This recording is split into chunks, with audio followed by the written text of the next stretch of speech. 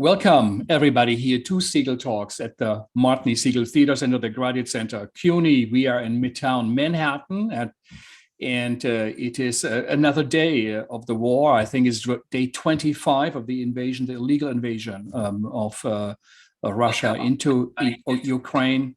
And today we have with us two artists from Berlin, Joulia Strauss, who will join us later. We had a slight confusion about the summertime. It is actually 5 p.m. in Berlin now. We invited her to come on at 6 p.m. though. This is our confusion. But with us today, we have a great curator and thinker and writer, Thomas Oberender, formerly from the Berlin Festspiele, now working in big productions or museum pieces around Europe. Thomas, thank you so much for joining in. How are you and where are you? Thank you. I'm back in Berlin. I was the last day in Copenhagen, and I went by train, and with me hundreds of refugees from Ukraine moving from Berlin to Copenhagen. Of course, there are a lot remaining in Berlin. I think thousands, and it will be every day more and more. So I'm back now, but my thoughts are, of course, with these people and with my observations over there. So when you were on the train from Copenhagen back to Berlin, it was full of refugees. Was it like war times, actually, people on the move? And yeah, tell actually, us a little bit. What do you see on the streets of Berlin and on your travels? Yeah, I mean, I see, of course, like everywhere in Europe and probably also in New York, a lot of signs of solidarity with the people. I was impressed by the Dutch and also by the Danish people. They welcomed in the train the refugees with food, and of course everywhere they can use the trains, and they are welcomed on the train station for free, and there's a lot of support. I think many people try to do what they can, and I feel touched from the overcrowded train, simply. I think we are in a very privileged situation here, of course. If you see the mothers with the children, and if you see the tiny luggage they have for completely starting a new life. But I see really also great gestures of solidarity. Yeah, it is quite a shocking development. How are art institutions, how are theaters reacting in Berlin? Yes, there are huge public events. For example, this weekend on the Brandenburger Tor, the wife of Vladimir Klitschko, the mayor of Kiev, did sing the Ukrainian songs as a gesture of solidarity, and also thank you for the support. Many German artists supported this. There was a huge reading and solidarity action a week before. There are everywhere in Germany demonstrations. It's a part of the public life right now. Also, all the newspapers are giving a lot of space for experts, for interviews, long articles. I think it's the same in New York, of course. But I would say, for me personally, one artist comes back into my mind. It's Ilya Krzyzanowski, the director of the huge DAO project. He gave a very touching and intelligent interview 10 days ago in the Süddeutsche Zeitung, in which he describes that this terrible war, how it's connected with the Soviet history, with the, let's say, the connection also to fascism. There was never a kind of evaluating their own history, like the Germans has to do after World War II. In Russia, there is a continuity of elites.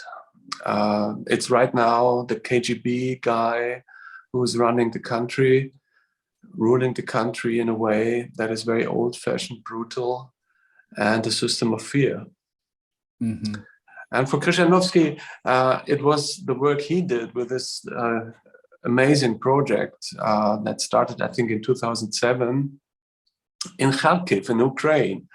They duplicated a former scientific institute in Moscow as a kind of copy, as a film set copy in Kharkiv. And over 2.5 years, there lived about 400 people and started to reenact the history of the Soviet Union and Stalinism, basically, in this kind of secret society inside of this institute.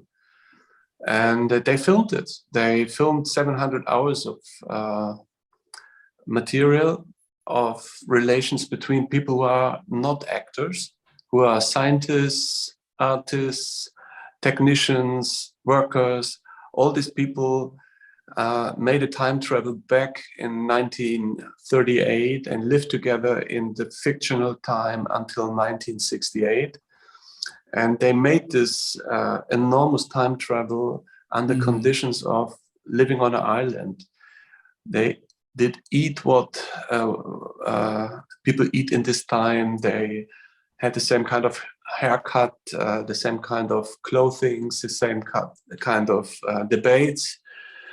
And so I would say it's the artwork of this time that Ilya Krzyżanowski created, because it's a kind of analysis of Stalinism, and it's a kind of,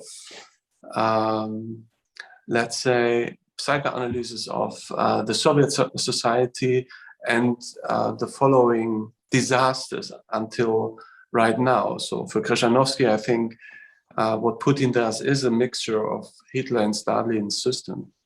Yeah, and it's very impressive to see these films, and I hope that it will be presented on a large scale now all over the world. Yeah. Ilya's ready for that, I think. No, it was an impressive project. You tried also to present it in Berlin. It was also in Paris. It did not fully work out, but he really did ask about science and theater and community and the vision for a future. We have Joulia Strauss with us here. Joulia, can you hear us? Yes, I can, and I'm happy to hear you. Yeah, and Joulia, hello. I would like to apologize profoundly. We switched to summer hours. I know I told you 6 p.m. Berlin time, but it still was 5 p.m. Thomas jumped in with both of you, have collaborated together. If okay, maybe Thomas stays with us and we can hear from him. Is a great work, also is connected to your work. The I still have it here, the Down to Earth project, which we think was truly part of the future of institutions, of art, of socially engaged practice, and we would like to talk about this today. And Thomas was just talking a bit about the refugees on the trains and art projects that started in the Ukraine, and also that Russia, perhaps over the centuries, has always been an authoritarian force, dictatorships, that was about expanding empires instead of what someone said. If you really rule a country, is whose songs do you sing? Whose books do you read? Whose artist exhibitions do you go? That's the real power. It's actually not, in one sense, with a military might. And we are so sorry to witness this apocalyptic catastrophe. I'll have one more question shortly for Thomas. Thomas, and the same to you also then to Joulia. You wrote about, also in the Down to Earth book, about the Betriebssystem, the operating system of institutions, and institutions also very much in the Joulia's work. What does not only Corona, but what does this war means to the operating system of institutions? What is the change we will see what has already changed. And what does that new situation mean, Thomas? I think it depends on the place where you are if you give the answer. I think for a country like the Ukraine, the main task is the survival of institutions. It's the survival of infrastructures, knowledge, archives, heritage. So institutions have a fundamental task in saving memory, saving articulation of what's going on in the society, giving shelter, and giving space for independent thoughts.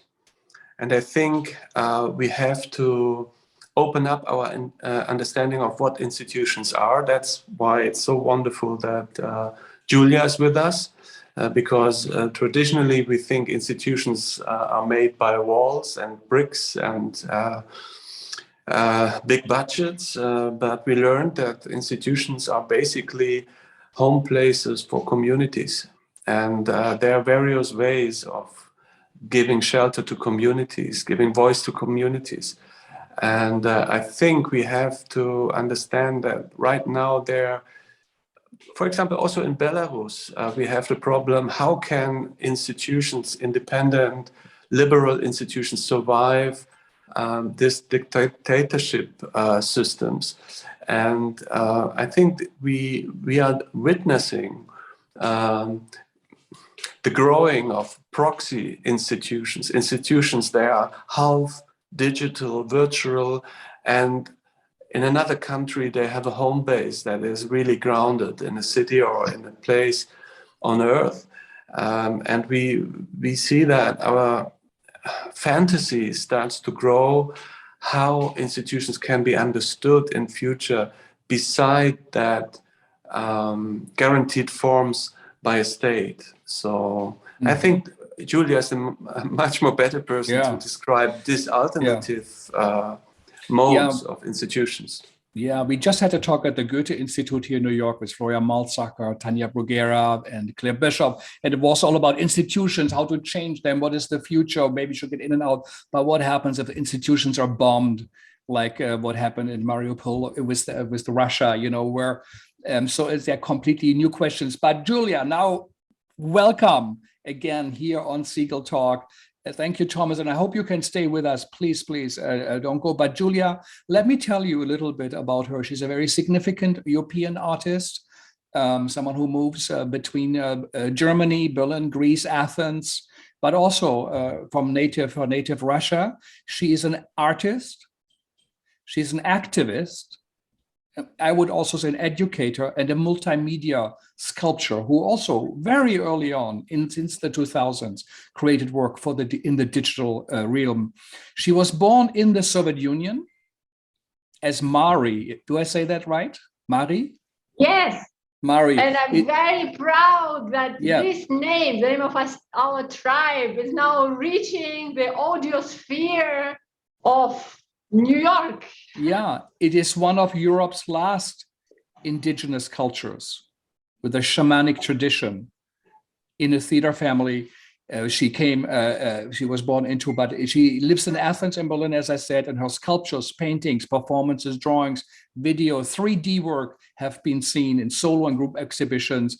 For example, at the Pergamon Museum, the Gropiusbau with the Festspiele, Tate Modern, the Tirana Biennale in Amsterdam, Athens Biennale, Kiev, Moscow Biennale, the ZKM, the Center for Art and Media and Culture, and also at the Documenta. The Documenta is coming back also this year. This is someone whose work people look to and look for questions, better questions to have, and perhaps also for some answers for new questions. And she was also the organizer of the Autonomy Academy in Athens. We will talk about it. Joulia, how do you experience at the moment this time, not only of Corona, but of war? Well, these are Lyra-less times, according to Plato. The times of war are times without the Lyra. But we disagree with Plato, and we constitute a completely different system of governance in which art partakes. Art plays an important role in this war, and art perhaps is only capable of telling the truth, just saying it, not hesitating. We all feel something in the current situation is wrong. And I think art plays an important role in the society again. And this is why I have brought a reconstruction of an ancient Greek Lyra to mourn the victims of the theater in Mariupol. Because if you look at it, it looks like an ancient Greek theater. And if you look at the situation in Ukraine, it is the artists who were doing the Maidan revolution. Not only, but significant part of this revolution is Julian Beck and Judith Malina, in the sense that they have turned theater into life, in the sense that they have been spending 2 months on the barricades in the middle of winter on Maidan Square, in the sense that people were shot from the windows of the Ukrainian hotel, and nobody talks about them. What we, the entire world, the planetary community, are listening to is, oh, in the Maidan Square, there were so many Nazis. And we don't talk about this being the idealistic project, this being the impulse of Europe, this small country, peripheral Europe, being actually that Europe that we have never become until now. And this was Maidan. And this is the role of art in the 21st century. Art is politics, and if it's necessary, art is military. If they would accept me now in the military defense army in Ukraine, I would go there immediately. But I think I would just rather disturb the processes, and that's why I'm not there yet. But this can change anytime. I'm serious about it, because the governments are not able to understand that they are Putin, that dictatorship is in New York, because the capitalism is complicit with this dictatorship. Tell me, the Russian saying says, tell me who are your friends, and I will tell you who you are. Bloody oil, stinky gas. Yeah, I think you are absolutely right. I think Ukraine, which is right now, right between the Eastern Bloc, as used to the Western Bloc, or as we now would say, between the idea of democracy and the authoritarian regimes, it has perhaps moved from these complex of thinking. You did in 2000 the virtual kingdom of beauty, I think. Is it right now, would you say, is it kind of a virtual kingdom of horror, what we are experiencing? And tell us a bit, what do you think, what can artists do? What should artists do? That's what we are asking us here in New York. Artists already have built a different political world, a different political reality, and artists have a very clear vision of our societies in the future. They have, especially the so-called activist artists, they have stopped relying on existing infrastructures. And you can see now, this is a clear example.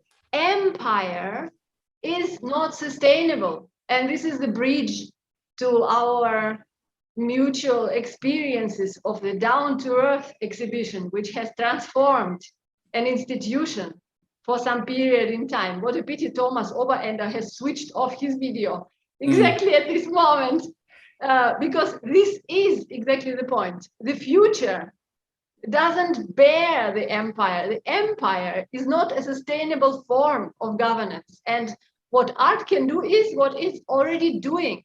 For example, in Kiev, there is the biennial, but biennial is more like a work of art. It is organized as filling the gap of the institutional support of public space, of agonistic space for solving conflicts, for discussions, and as the space for really developing some new definition of what is art and also what is politics.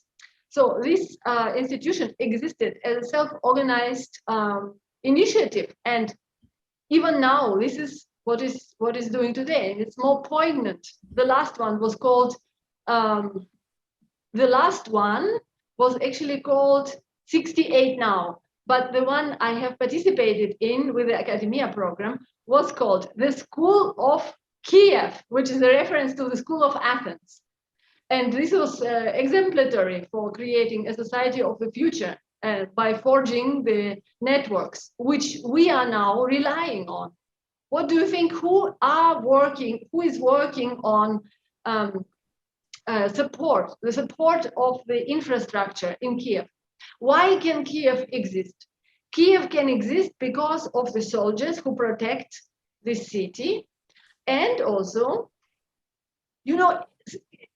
cities can exist for quite a long time. In the current situation, it is encircled, but it cannot be it cannot be fully taken, and so a city can exist for a long time, but it depends on solidarity.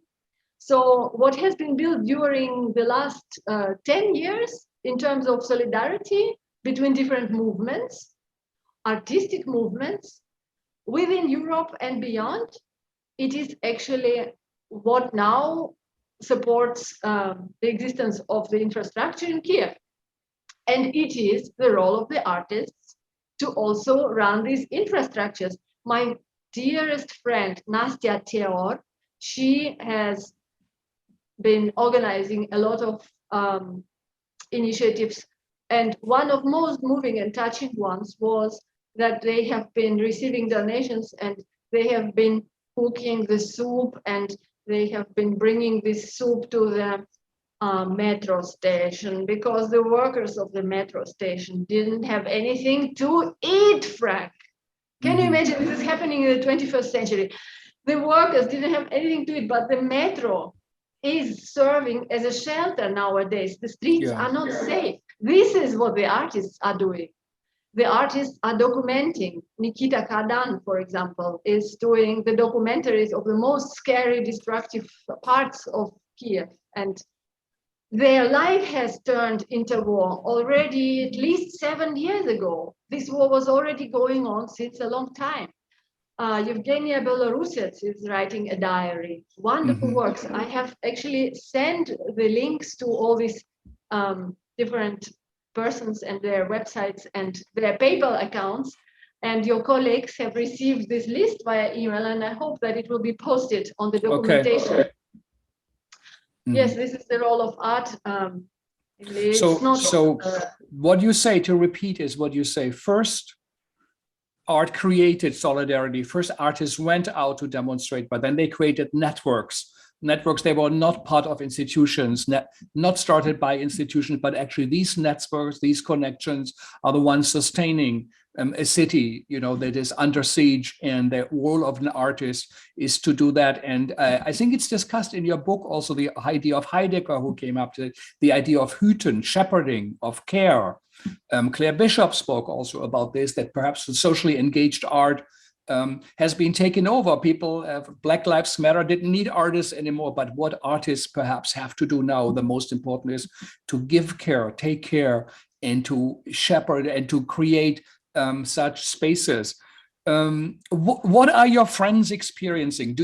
How do you stay in contact? Do you get Facebook, Instagram, TikTok? How do you know about this reality? We stay in touch purely through the revolutionary telepathic channel. We are synchronized since the revolution of 2011 and 2012, and we don't need all this Zuckerberg empire anymore. So telepathic channel, tell a bit, what do you mean? I'm joking. Of course, we are staying in touch with all available electronic means of communication. And I really feel as if I would be spending a lot of time with Nastya right now. Nastya is in Kiev and she has moved together with others into one apartment so that all different artists can stay together. So they have founded a community within this militarized situation, under bombs. They are static communities, and she lives and works in the corridor of her apartment. And in the corridor, it is most safe space because it doesn't have windows.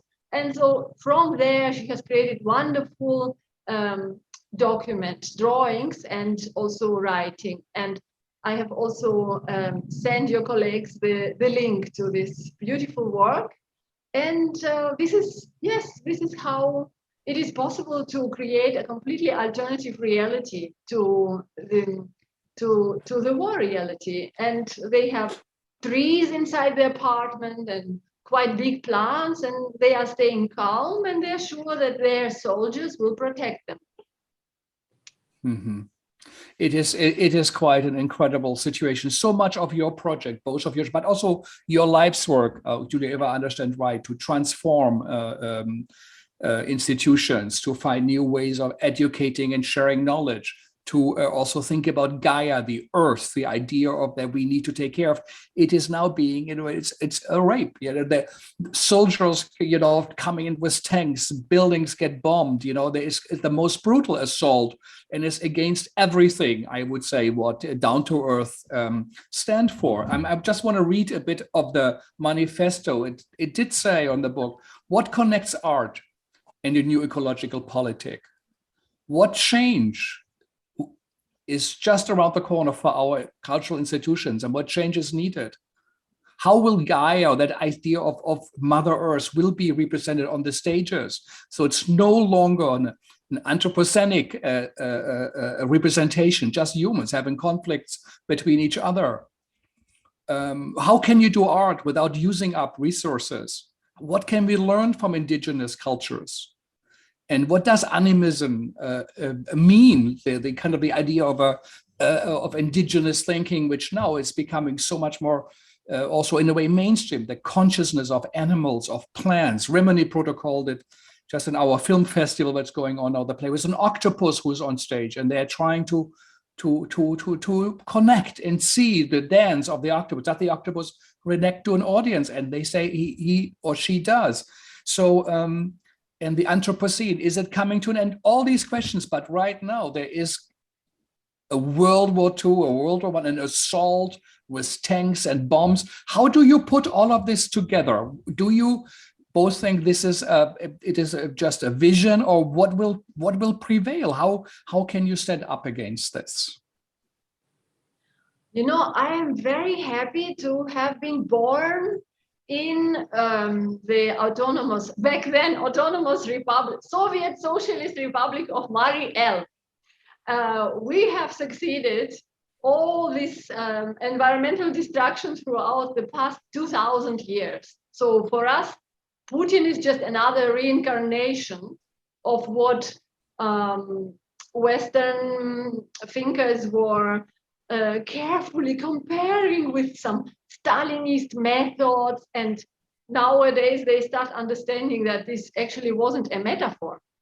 But back to the point, yes, to be born in this huge empire as the smallest indigenous minority, it's quite a mission, something that happens to you quite automatically, because within an ancestral theater tradition, you, of course, inherit a certain agency. And nowadays, this agency sharpens and clarifies more and more, because what is indigenous Europe? And in relation to, of course, resources. And so there is a big elephant in the room, and decolonization of Russia, or I call it regionalization or regionalization, Regionalisierung of Russia, is not only my political vision, but simply an inevitable reality. Inevitable reality. This is why this empire has to hold us all so artificially in chains. But Ukraine can be seen as first and large-scale attempt of the inner decolonization of what has been left from this certain economic zone of the former Soviet Union. Those economic ties have never stopped, you know the situation. So now it is the last struggle, it is the last fight. And I am in the privileged position to say that this movement of the indigenous Europe will cut this empire like a piece of cake into a diversity and multiplicity of different cultures which live in equilibrium with their environment and which protect natural resources and accept them as persons. And for us, it's nothing new, but in Bolivia, in Ecuador, in New Zealand, and in Australia, natural environments, natural living spaces have been already step by step accepted as persons and been protected as human rights are protected. Of course, there is a counter dynamics of Bolsonaro and shifting of those laws of protection of indigenous communities and so on. But yeah, no, it is a big assault, and perhaps, as you say, for centuries it has been going on. You both also were connected to your project. I think the Academia Platonos Guard, you know, a shopping mall that was basically planned right next to the garden. Everything there. The gardens of Plato. Well, Thomas Bridge. also once sent me the talk he gave, which I thought was deeply moving, I felt, about the resistance that came also from East Berlin, the ones, people who went on the streets, who were the revolution and who have been overlooked and all of a sudden, you know, were pushed aside once the capitalism came in. Thomas, what do you see? We have that war, we have, you know, the shopping malls arriving, that what you called for with your colleague, your army of friends and artists for that down to earth. Do you think we experience in the ends of the empires, or are we entering a another dark age? It's an open question. I think both options are open and given. I would love to be so optimistic like Joulia is, and there are good reasons for empowering all these forces and movements that liberate societies and individuals. In the same time, I think it might be interesting if I have a look on situation in Ukraine. My impression is that there is clearly birth of a nation situation right now there. It's clearly the orientation of this nation to the West, much more than before. In the same time, they feel that economic interests are so strong, they can't rely on the brotherhood of the West. And this is very interesting. I think it's painful, many people die, but in a very good way, they are in the middle, in a very open field. So solution is not to become a part of the NATO, to get the same goods and the same structures like the West. They started to liberate their own expectations on future from the West and from the East. And I think that's the thrilling moment of this whole development. Will there be something new? Because always in this situation, the new comes around the corner from a very unexpected direction. And I think what's going on in Ukraine is, on one hand, we see very old power games, but we see in the same time birth of a nation as a nation of culture, as a nation of language, as a nation of tradition, memory, solidarity. And I don't feel so comfortable with this national thing, but in the same time, I feel that in these circumstances is a path of liberation for the people in the Ukraine, hopefully. And they are forced now, after, hopefully, this terrible war will end, to develop also a very open view on their own history. So what's going on in Mariupol with this Azov brigade, with this kind of right-wing nationalists who are strong forces, they're helpful now on the side of the, or as a part of the Ukrainian army, but don't be too naive about this. So there is a lot of things beside the Russian aggression, the separatist movements and so on, that splits the Ukraine in their own center. And this will come back. This will be raising up the main questions of what kind of country do we want to be or to become. And I think Zelensky is a very interesting political figure. I wished to quote Ilya Krishanovsky that the Russians will have such a liberal person as a president in future that is able to navigate through such transformative processes.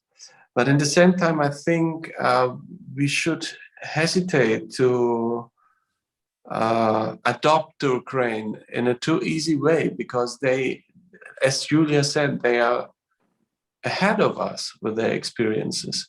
So we see now that our Minister for Economy is now traveling to Kuwait and to get the resources for the economy. We don't speak so much about this big change in ecological field. We speak now about preventing war, being armed again in a completely new way, spending a lot of money for that. And I think the Ukrainian questions are much more closer to future, not because they are survival questions, they are questions that raising topics with fundamental truth. You can't rely on the Western concept, you can't rely on the Eastern concept. It's a time after the big systems, and it's a time to find new ways for independence. And maybe nobody knows to which end it leads, but maybe there are also different concepts, not only in art, but also in economy, in how they treat their country, their agriculture. Maybe also this is changing right now. Joulia. It will take quite a while to recover the earth in Ukraine. I was talking to the farmers, the big scale farmers who work with machines, and they are very sad. They are very sad because on the one hand, one hopes for Ukraine, that Ukraine is the metaphor of freedom. That is a model of a new society that is free from the colonial aggressions from any existing sites. But Monsanto has already destroyed, I don't know the percentage, I'm sorry, but the land is not what it was. It is not corn Kama Rusland. It's not anymore. The corn chamber. Yeah, it's no longer the corn chamber. And you mean the chemical company, there's this multinational billion conglomerate that has introduced, yes, it is in a way already colonized, and it is not. It is still not. So it is colonized and it is not. So on the one hand, and I talk about it while not having to experience bombings and not having to listen to the sirens, but my brother was killed in Ukraine. Still, Ukraine is not the vassal of the US, but Ukraine needs military support, and it receives a lot of military support. And one of my friends wrote to me today that she would like to punch Olaf Scholz into his face. And I just share this desperation. Seriously. Olaf Scholz is the new German chancellor. Yeah. Thank you very much for this kind clarification, Frank. And it is such a farce, you know, exporting so many weapons there on the one hand, and still having clean hands by not really supporting. Germany is not interested in Ukraine winning this war. Ukraine needs more support, eventually more military support. What is more ethical nowadays? The opportunism? What do you think about, Judith Malina often came to our Segal events. One of the things, when she still was in the old age home, she would come to us and we were friends. She always believed in the beautiful pacifist anarchist revolution. How do you make sense with your call to arms and say, I would go and a soldier too, I would go and shoot people? You know, I'm not a military expert. I'm not calling directly to shooting people. But you said you would join. You said if I would get a call, I might do it. Oh, no, I would not kill. Wait a second, please. Okay.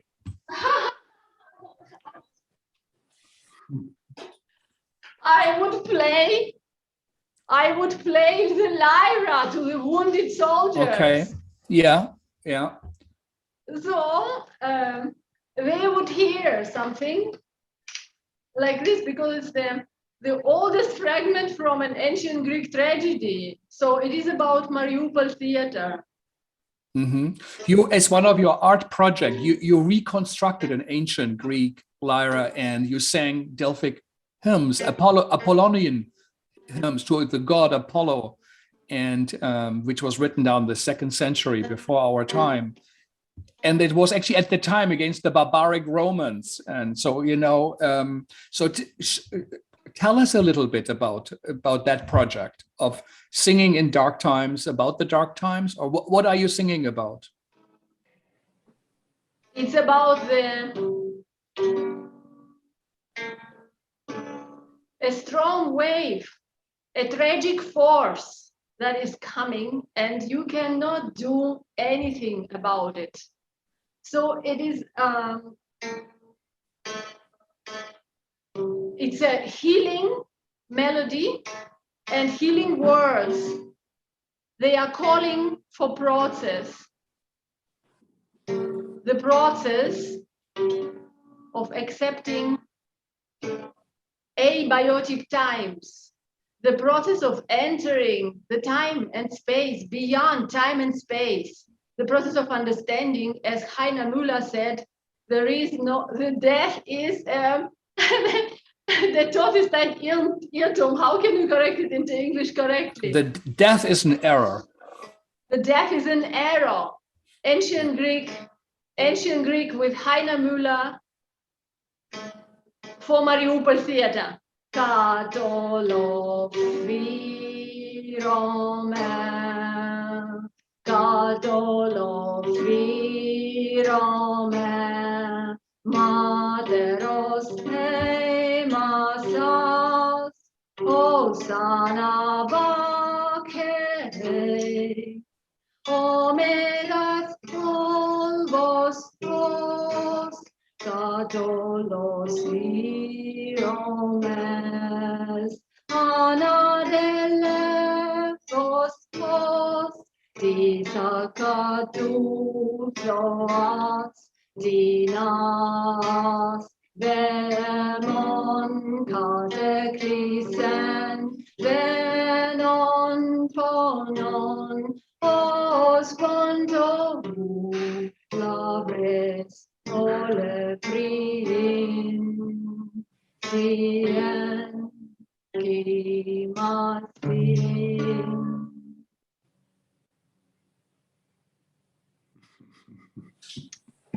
We cannot close the sky with an ancient Greek Lyra, Frank. That's true. But we have to concentrate on it somehow. Because I think that German people will never be able to recover from their guilt of having watched destruction of Mariupol and other cities. If they are honest with themselves, more has to be done. More has to be done. And also America should do more. The American artistic community should do more. But I'm thinking about what you said, and also I think what that Down to Earth stood for, you know, to create structures, to create networks, to build something you can rely on later. And I think this perhaps is something we have not been taken care of enough. And it will not come from institutions, also perhaps not the aim and goal of institutions, but it is about survival in that sense. And we in America knew also with the whole Trump movement, and we don't know how elections will go. So this is something to learn from, I think, from that, and what we should be doing, because we all are asking ourselves, what can we do so far away? Thomas, what from your experience, and you have seen so much, you have produced and created so much, you have written so much, what do you feel needs to be done now? What should artists engage in? Also theater artists.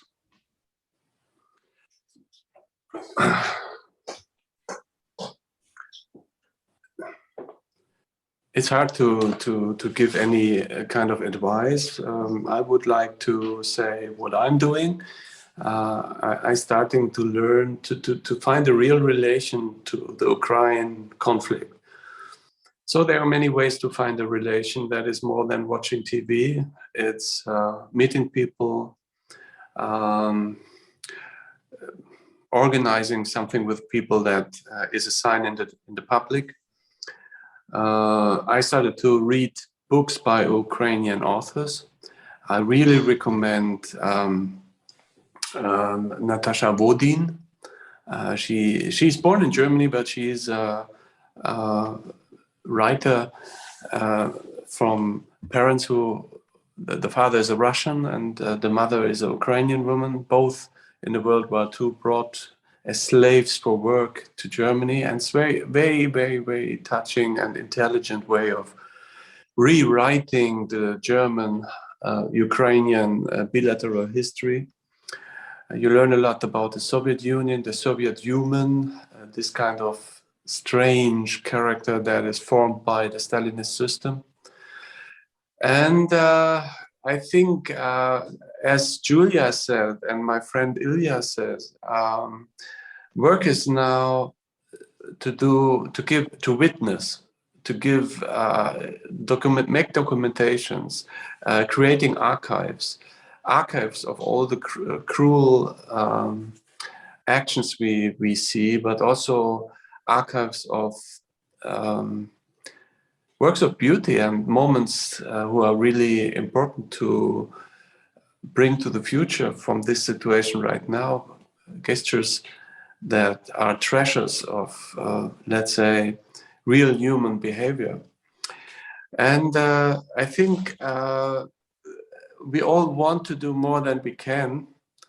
And I'm really shocked by, let's say one of your guests was Arne Vogelgesang, for example. He made a theater production about the Third World War in the internet regarding fake news attacks, a constant war of disinformation. And it's a kind of war without a battle, to quote Heiner Müller's famous title from his autobiography. And suddenly we have the battle, and we have to define what is the war about.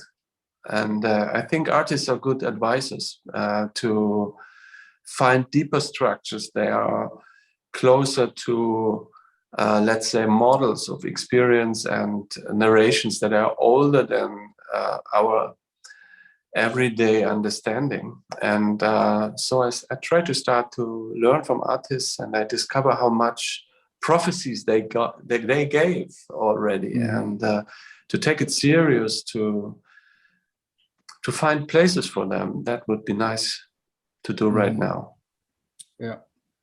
Yeah, historically, artists have been on the right side of history, on the right side of justice, progressive justice. And one only wishes people would have listened to them. Joulia, what is so stunning with your work as an artist, coming out of that small minority that perhaps has answers for us that will now be so much more relevant for the big corpus of nations or for planet Earth. On one hand, you recreated a 1,000-year-old Greek Lyra. We were just singing that 2,000-year-old song where one thinks so little has changed, against the barbaric Romans. On the other hand, you created also 3D virtual works. I've seen some of the videos. You create imaginary societies, imaginary republics, lessons for forbidden knowledge. How do you bridge these hybrid forms of the handmade instruments and the digital technology? Do you feel one now has to be a master of all these artistic expressions? Is it a hybrid forms that we need to engage with, or are you just trying out different ways of artistic expression? Frank, before I even talk about myself or my tribe, I would like to recommend people some Ukrainian works of art. May I? Yes, please. Post them in the chat? May I? Yes, sure. I'm not sure if they can accept, the audience cannot access the chat, but put it in and we will put it onto our websites. Yeah. Exactly. It's for later in that case. And apart from that also, I've recently, to continue what Thomas was saying, trying to finally get more engaged with Ukraine. I was always engaged with the contemporary art scene in Ukraine, and then you lose each other because you have your own world in Athens, and then you realize this is happening. I was so exhausted trying to invite people and enthusiastically drag them towards Kiev, but it was so difficult. I brought I brought a small and humble program of Autonomy Academia to Kiev, to the so-called UFO. Nastya Tior, whom I've mentioned at the beginning, she has been protecting with others the buildings of modernism, the buildings of Kiev modernism. I don't want to think what happens with them now. One building looks like a UFO. It really has this form that is sitting on a building. To build this back then, and it was a synesthetic theater. So you could individually, the videos and the sound were directed to you. You would have headphones in the chairs and you would fly to cosmos in those chairs. And just imagine, this might be destroyed. This is, people are staying in Kiev, and they are protecting this city because of this, because it's such a unique city, and people are not really involved, and they're not aware how beautiful and interesting it is. Also, there are theater directors and authors. For example, there is Natella Borosbit. She is one of few very brave authors. Yeah, she was often at the Segal Center as a guest and also on our programs. Great. I feel less ridiculous right now because she was already at least there. I'm just wondering also, what am I doing here? No, they are now under bombs. They should be talking. And I would like to also encourage you to play down the video link that I've provided here. And I've also sent to the team the link that I've asked to play back. The video of Nastya about her appeal to the international community.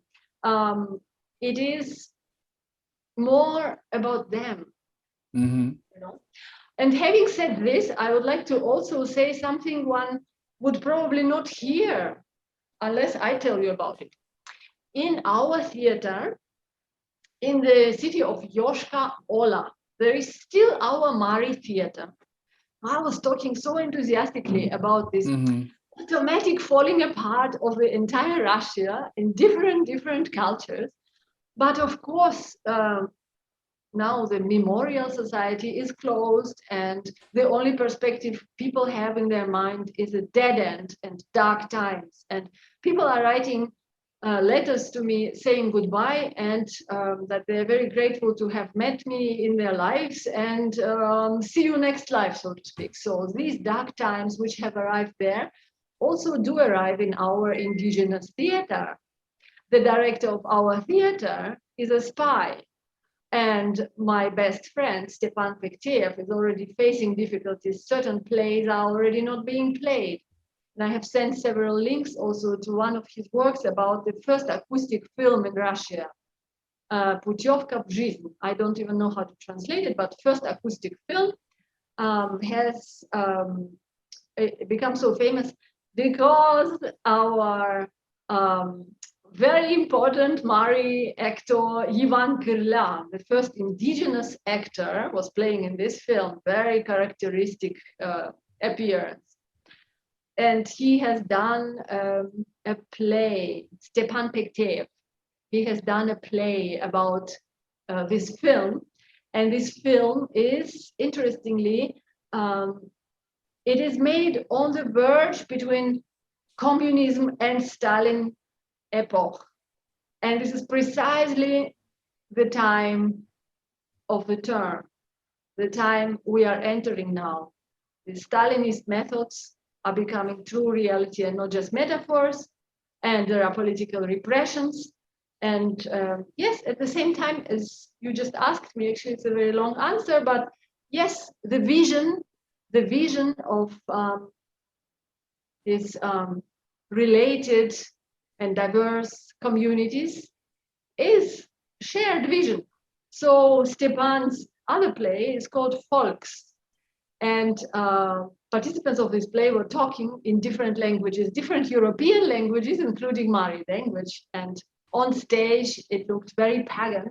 You can see it also, it is among the links.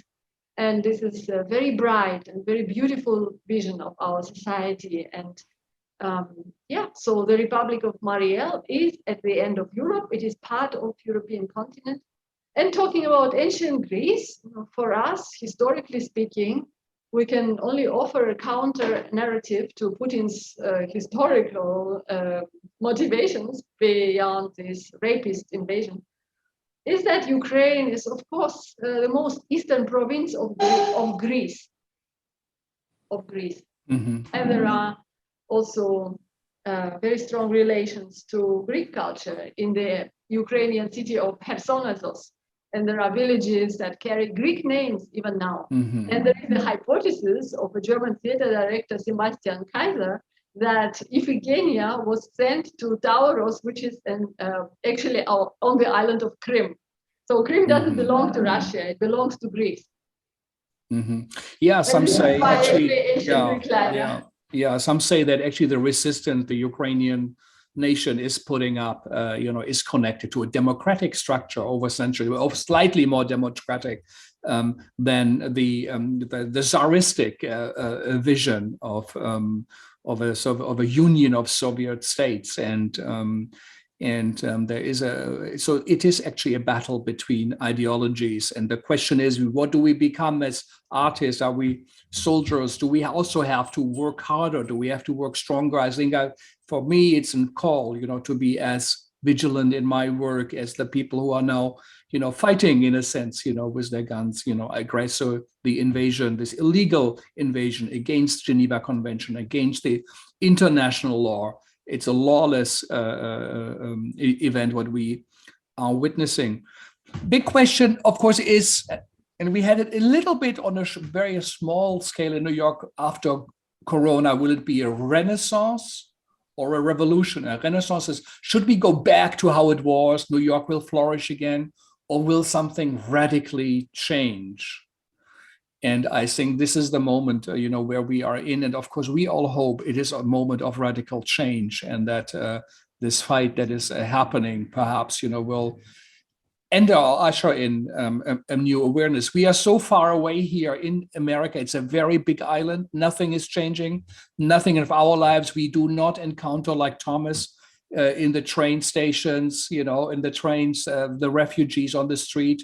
All of my friends in Berlin have refugees, a lot of them in their homes.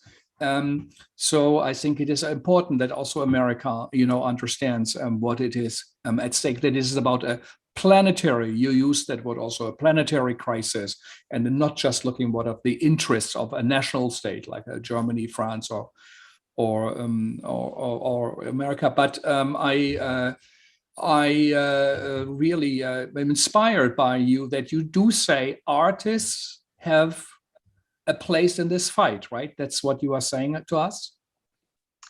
Yes, I think that not only artists is also a very narrow identity nowadays. Nowadays it's just about here and now. You are Frank, you are Thomas, I'm Julia, and let's think, what can we do to just tonight to really support the self-organized infrastructures in Kiev? What are the concrete possibilities to involve people, invite them, to give talks, to give lectures, to show screenings, to show their videos, to really listen to what they were saying and what they would like to also to work on together with us. Rather, I see institutions from Europe that patronize over Ukrainian artists and feel very good when they exhibit their sculptures and discuss some concrete structures and metal structures. You know, people are dying right now. So what can you, Frank, Thomas, and me, what can we do now? You know, because existing structures, you know, I've been sending emails to my friends in existing German institutions, and they said that they could not show the videos by my friends from Ukraine because they have so many exhibitions planned due to Corona that they could not put it in their program right now. This was a call for solidarity, and it is very telling. It was actually rather an invitation to show a video somewhere in the entrance, maybe a call for solidarity. What is this? And you don't need to be an institutional director or non-institutional director or artist or theater worker. You don't need this all. There is a truth speaking through you, and you have to act now. That's all. And I don't even know why I have to be invited to such a conversation, because this is so obvious. Everybody can say it now. And this is the time that has arrived now. It's huge planetary crisis, and it's a war over resources, and there are no dictators, bad and good guys. It's all of us. We are all Putin. It's all of our fault. We all can do something, and we cannot wait for anything. So you can see here in this chat room PayPal account. This is what you can do right now against necropolitics of the Tsar. And maybe we can organize, I can speak with Hal around that we organize a screening, you know, of works, if we get some help with links and what to do. So that it is, Ukraine is on people's mind, and it is of importance. Thomas, we you know, coming also closer to the end of our talk, what else is on your mind when you think about this planet, this world?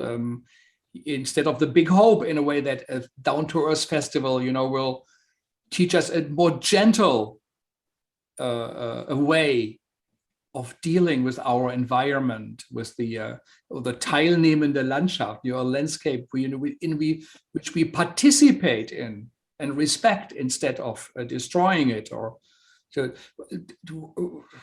what comes to your mind in this moment for this planetary thinking you are involved in? I think we don't have to be naive if we speak. If we did a project like Down to Earth, basically the starting point was the idea to make a camp, to bring communities together who never are in the same frame in institutional events usually, and to open these borders, to open the understanding of, let's say, the work that institutions has to do. We have to change this because the work is not, it's not only the operation system, the Betriebssystem, it's also the goal of our work. The goal of our work, I think, should be more related to understanding what is good life, and good life in this older sense of what takes what is good for us as an experience and relation to the world and other people. So this is the main question, and I understand the urgent call from Joulia, because now maybe the biggest pressure is to help people to survive, to defend themselves. At the same time, I think we have to let all these feelings of guilt behind us, to become really empathic, and to open our routine for inventions of that are interventions in the way how we produce, how we build networks. For me, in the moment, I'm searching for spaces. I'm searching for, let's say, I would love to build an alternative society on a very small venue in which we can have for a certain amount of days, for a very short time, an example for good life, for good relation to environment, to other people, and to give an example that it's possible. And so it's more than consuming, I think, if you ask me. Mm-hmm. Going out of this old tradition of consuming something. And I'm not a fan of co-producing. I don't want to go in a theater to be a part of something. But I think that there are ways to organize a more holistic experience of what art means. And that is, let's say, in the center is the artwork, but the artwork could be also a central, like the Maidan. The Maidan was an open space and a square that was in the same time a front line and brought so many people together, workers, artists, people from the army, neighbors. But I think this would be a very good work to start to build up this kind of squares in our rich society, to bring this kind of energies together and to check what is really good for us. And I love, of course, all the artists who make great performances and writing good books. That's not old-fashioned. But I think the way how we write books and how we do performances is changing, and also the way how we running our institutions is changing, and we should not go back because there's inflation. There is a lack of money arising right now, and there will be a change, but not from the idealistic point of view. And we have to take that as a chance. I think this comes to us if we want it or not. Mm-hmm. Joulia, some more thoughts? Yes, in Greece, it has already come some time ago. And around 2012, there were 33 alternative currencies used in this country. This country is an enlightened society. This country always also had Nazis. What did they do? They have protected themselves from those Nazis by establishing Syriza. we don't want to get into that discussion, but it's just an example of certain things that eventually can happen, and they do happen there, and there are worlds there beyond the existing so-called democratic governmental structures that are those worlds that are very close to what Thomas has just described as good life. And in Greece, we experiment on different notions of good life with their forms of knowledge, and the practices that are related to forms of knowledge of living are indeed intersectional. So it is theater with therapeutical techniques, with political theory, and with performing arts. Yes, so I do experience what Thomas just said, and we also do experience this in the Mariel forests. It's called Yumogaili, which means living like the gods. Our highest goddess is called Mother of the Sun. It's very different to the patriarchic white heterosexual man who is now in his last agonic state. Yeah, that is both of you, what you say, it is so significant and it's so important. And I think hopefully we will write this down or have a transcription. I mean, it is really, especially also for us here in New York, so far removed, where most of the energy now goes, can we get restarted again? Can Brooklyn Academy of Music start again? And here Art Center and St. Anne's, and we are busy. Broadway wants to bring Michael Jackson video back, but you know, there is a new planetary situation, and next to bringing all this back, we have to develop new artistic practices that are connected to our lives, and we have to live it. And it's something that is not, I think, understood enough. And we need to create this for the future, because as we see with Ukraine, we do not know what is coming. In New York, people are organizing assemblies about Ukraine also. Yeah. So this is also a hope that we can eventually rely on our thin and fine net that has been created during the Occupy time. That is true. And I hope there will be much more. I hope maybe at the very end you can sing us your song again, if that's okay for you. And to say, you know, this beautiful Apollonian song of ancient Greece from 2 centuries before our time, and against the barbaric intruders. Will you do that for us? Against the empire. Yes, and then I would like, you know, to say thank you for both of you for joining, Thomas for coming in. I apologize again for the summertime mix-up. We put you a bit under stress.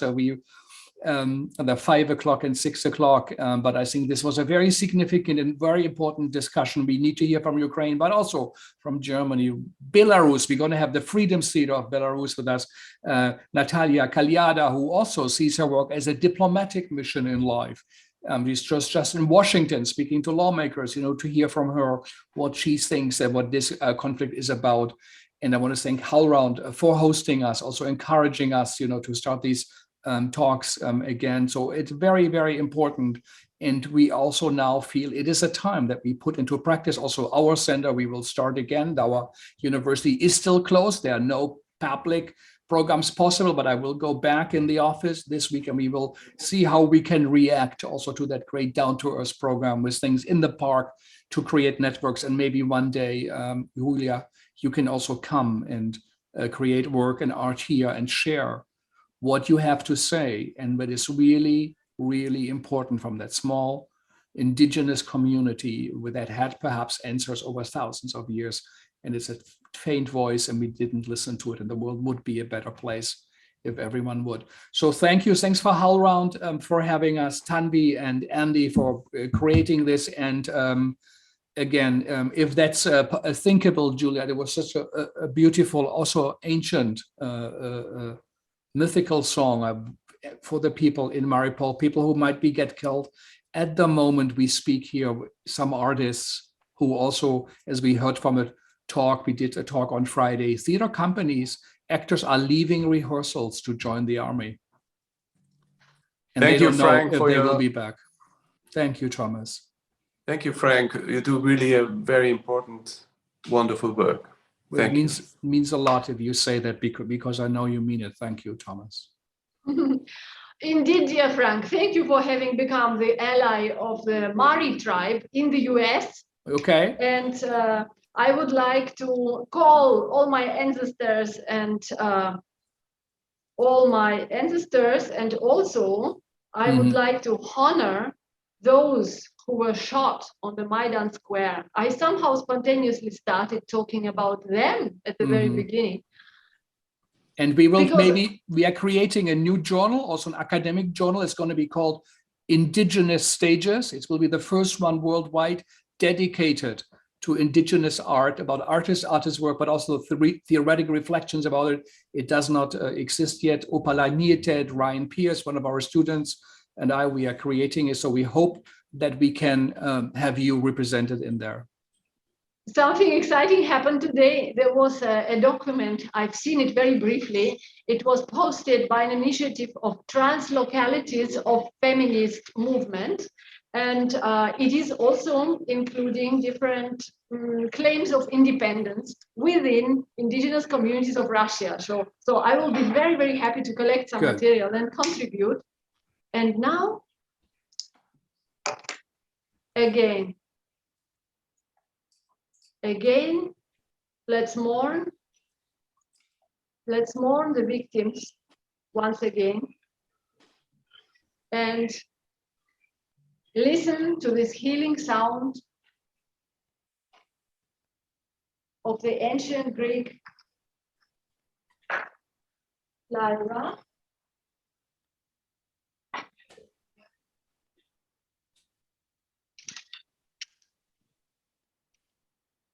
I will play a different excerpt from a different hymn.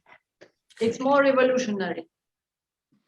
Payan, payan, odegatotino, vexamenos ambrotan, theos espe non frenan soneginas ad barcas, Tei onagiklis comena pas las aptotono. Videva cumegas, visos plixtesmos hieros, technito one noikos colleice Gropiusbau. Thank you. Thank you. Thank you all very, very much. And I hope to welcome both of you soon or one day here in New York, or to see you in Berlin or Athens. Thank you. Thank you, Julia. Frank. Thank you, Thomas. Thank you, everybody, Frank. for listening. Thank you, the Segal Center. Yeah, thanks to the listeners who take time out of their lives to join us and also put into action what we heard about. Thank you. Please revisit this YouTube documentation for all the links to these wonderful persons' initiatives and to their works. Okay, we will post it on the website and also on the Hallron site. I hope that's possible. Thank you. Bye-bye. Thank you, Frank. Thank you, Julia.